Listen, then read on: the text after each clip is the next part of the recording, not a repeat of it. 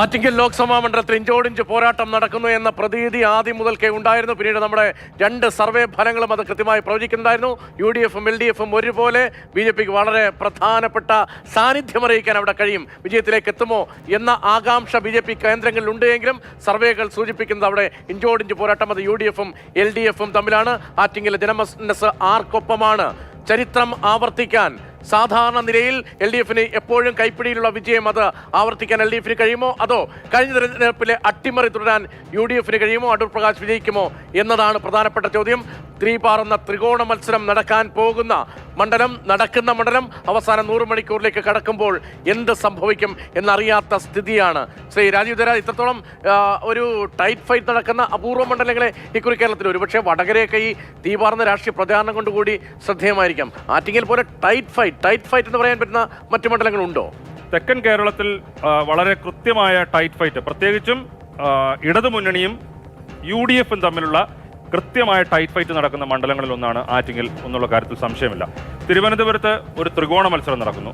കൊല്ലത്താണെങ്കിൽ അത്ര വലിയൊരു tight fight ഉണ്ട് എന്ന് തോന്നുന്നില്ല. കാരണം UDF കുറച്ചുകൂടെ കംഫർട്ടബിൾ ആയിട്ടുള്ള പൊസിഷനിലാണ്.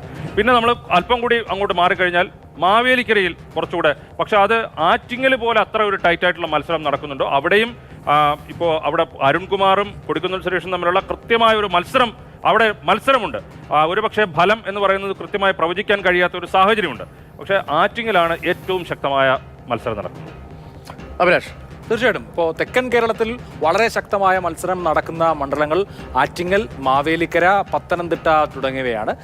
ആലപ്പുഴ, കൊല്ലം പോലെയുള്ള മണ്ഡലങ്ങളിൽ ഗ്യാപ്പ്, LDF UDF ഗ്യാപ്പ് കൂടുതലാണ് എന്ന് മാത്രമല്ല തിരുവനന്തപുരത്തും UDF-ന് ഒരു കംഫർട്ടബിൾ മാർജിൻ അല്ലെങ്കിൽ ഒരു കുറച്ച് മുൻപിലാണ് എന്നാണ് മനസ്സിലാക്കുന്നത്. പക്ഷേ തീർത്തും പ്രവചനാതീതമായ മത്സരം നടക്കുന്ന മണ്ഡലങ്ങളിൽ ഒന്ന് ആറ്റിങ്ങലാണ്. തെക്കൻ കേരളത്തിൽ ഞാൻ നേരത്തെ പറഞ്ഞതുപോലെ ഏറ്റവും അധികം ഇടതുമുന്നണി വിജയപ്രതീക്ഷ വെക്കുന്നത് ആറ്റിങ്ങലാണ്. ഇപ്പോൾ അവർക്ക് തിരുവനന്തപുരത്ത് ആ വിജയപ്രതീക്ഷ ഇല്ല, സത്യസന്ധമായി സംസാരിക്കുമ്പോൾ ഇല്ല.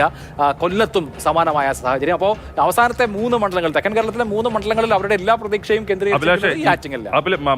ഇപ്പൊ മലബാറിലൊക്കെ ഉള്ള ഇടതുപക്ഷ അനുകൂലികൾ അവർ വിളിച്ച് ഫോണിലൊക്കെ സംസാരിക്കുമ്പോൾ ആറ്റിങ്ങൽ കിട്ടില്ലേ എന്നുള്ളത്, അവര് ആറ്റിങ്ങൽ ഇടതുപക്ഷത്തിന് കിട്ടും എന്ന് ഉറപ്പിച്ച് കണക്ക് കൂട്ടുന്ന ഒരു മണ്ഡലമാണ്. അത് ഇതിന് മുൻപുള്ള ഒരു ട്രാക്ക് റെക്കോർഡിന്റെ കൂടി പശ്ചാത്തലത്തിലാണ്. ഇപ്പോൾ കഴിഞ്ഞ പ്രാവശ്യം അടൂർ പ്രകാശ് അവിടെ ജയിച്ചു. ഈ പ്രാവശ്യം അങ്ങനെയല്ല. CPM അത് പിടിക്കും, ഇടതുപക്ഷം ജയിക്കും എന്ന് കരുതുന്ന ഇടതുപക്ഷ പ്രവർത്തകർ മണ്ഡലത്തിന് സാധാരണ നിലയിൽ ആ സംഘടനാശേഷി പരിശോധിക്കുമ്പോൾ, സംഘടനാ ബലം, പാർട്ടി അംഗത്വമൊക്കെ പരിശോധിക്കുമ്പോൾ സ്വാഭാവികമായി ജയിക്കേണ്ട സ്ഥലമാണ്. അതെ. അങ്ങനെ പിന്നെ ഈ പരമ്പരാഗത കർഷക തൊഴിലാളികൾ അല്ലെങ്കിൽ പരമ്പരാഗത മേഖലയിൽ തൊഴിലെടുക്കുന്ന ആൾക്കാർ, സാധാരണ ഗ്രാമപ്രദേശം, കർഷക തൊഴിലാളികൾ, ഇങ്ങനെയൊക്കെയുള്ള വലിയ രീതിയിൽ CPM-ന് ഇടതുപക്ഷ പ്രസ്ഥാനങ്ങൾക്ക് വളരെ വേരോട്ടമുള്ള ഒരു മണ്ഡലം തന്നെയാണ്. അവിടെയാണ് കഴിഞ്ഞ തെരഞ്ഞെടുപ്പിൽ അടൂർ പ്രകാശ് ഈ ഒരു അട്ടിമറി എന്ന് തന്നെ പറയാൻ തോന്നുന്നു, അട്ടിമറി അവിടെ കാണിക്കുകയും ആ വിജയം അത് ആവർത്തിക്കാൻ അടൂർ പ്രകാശിന് കഴിയുമോ എന്നതാണ് വളരെ വളരെ വളരെ വളരെ പ്രധാനപ്പെട്ട ചോദ്യം. നമ്മൾ വളരെ വേഗത്തിൽ തിരികെ എത്തുന്ന ഒരു ചെറിയ ഇടവേളയ്ക്ക് ശേഷം.